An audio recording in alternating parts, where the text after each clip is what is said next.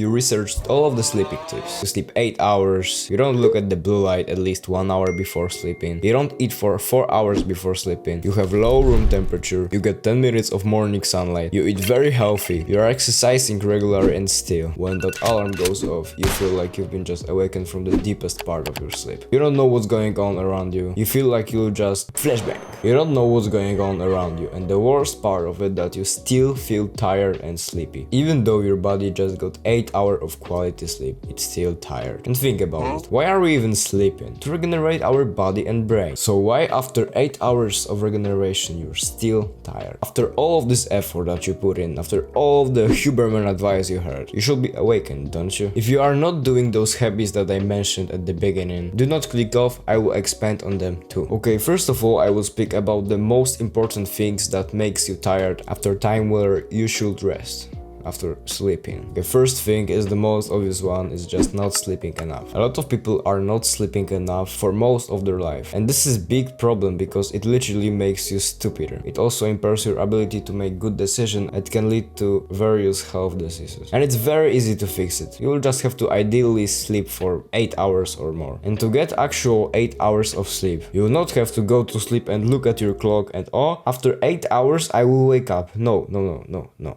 You look at your clock and you wake up after 9 or 8 hours and 30 minutes. Because the time you spend in bed is not the time you sleep. You will have to fall asleep and you will have to get into sleeping stages, and after you will get to the first stage it will be around 30-50 minutes. So you have to add it up, and when you're looking at your phone you have to have at least 8 hours and 30 minutes of sleep. Like the time after you wake up. You will wake up after 8 hours and 30 minutes. The second thing is watching blue light at night. When it's daytime, sun penetrates our eyeballs with blue light, and that's why we are programmed to be awake when we see a blue light, because it's literally what we see throughout the day. Because when you see it, it blocks melatonin production, which is hormone that makes you sleepy, and that's how our internal clock is set. During the day, melatonin is blocked because of blue light, and during the night, melatonin is produced because there is no blue light. Or is it? Screens of our devices like phone or computer also emit blue light. So when you are using your phone before going to bed, you are destroying your chances of getting good high quality sleep, and you won't fall asleep quickly for sure.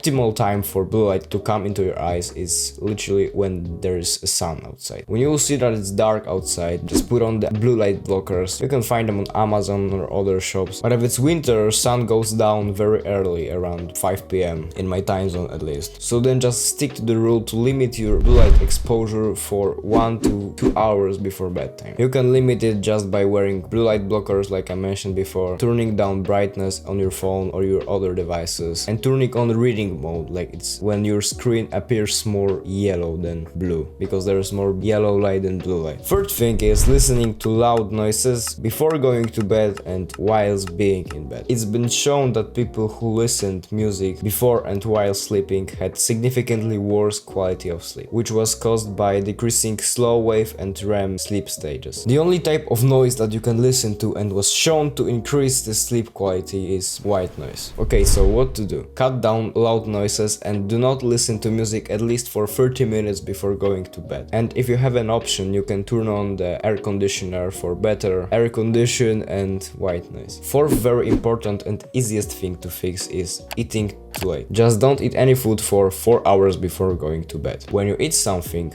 your body needs to digest it. So when you are going to bed with some undigested food that you ate 30 minutes before going to bed, your body, instead of regenerating and resting, will spend energy on digesting your stupid snack. Don't eat anything for 4 hours before going to sleep, and you will find yourself way more fresher and rested after sleeping. Fifth step is too high room temperature. It can be hard to achieve it in summer, but if you have an option, turn on climatization and lower your room temperature, because it's seriously very important thing. And if you don't have climatization, there is still one thing that will help you very much with it, and it's warm shower before going to bed. Not hot, just warm. After it, you will feel colder. Low room temperature increases the deepness of your sleep and increases melatonin production while sleeping, so your sleep will be just deeper and you will fall asleep faster. These were the most important things that you can do to increase your sleep quality like crazy, and this is literally all you have to do to get very good quality of sleep. But there is one thing that is making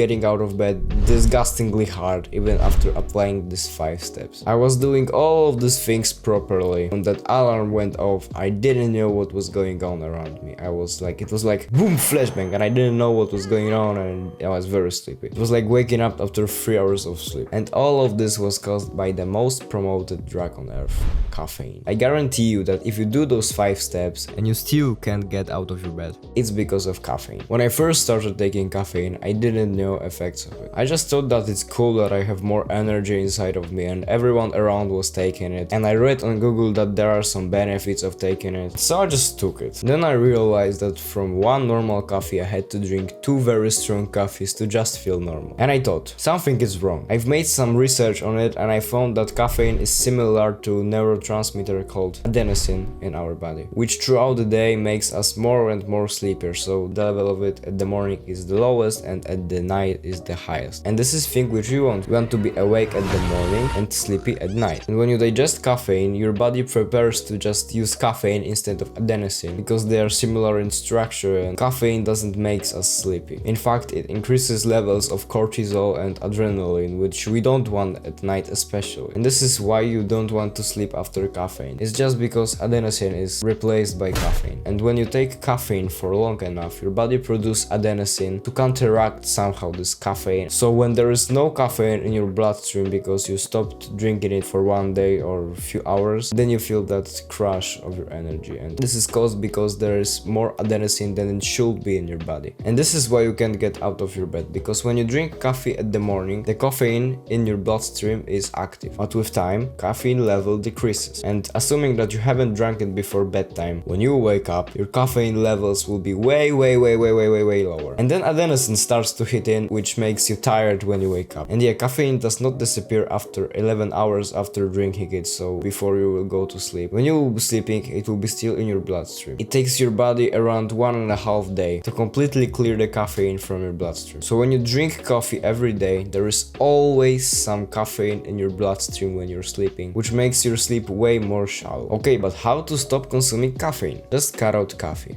That's it. You will be tired for first 1 or 2 weeks. You will want to give up. You will have thoughts that this whole thing is stupid and why not to drink caffeine? It's actually healthy because it has fiber in it, so why I am not supposed to drink it? Well, I will drink it. No.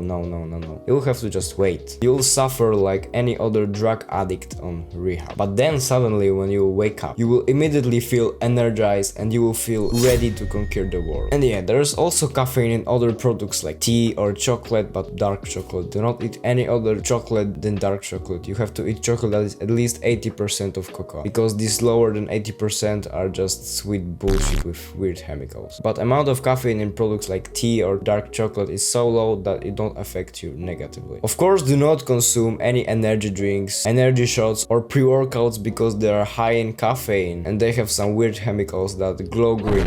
If you're not sure about it, just try it for 3 weeks. For 3 weeks, do not drink coffee, sleep 8 hours and choose 3 from the 5 things I mentioned before. And watch how easy it will be for you to get out of the bed. How great you will feel. How productive you will be. How brain fog suddenly disappears. How it will be easy for you to focus on work in the morning. And then you can decide if you want to go back to drinking caffeine. To succeed in this big change, remember to stay consistent.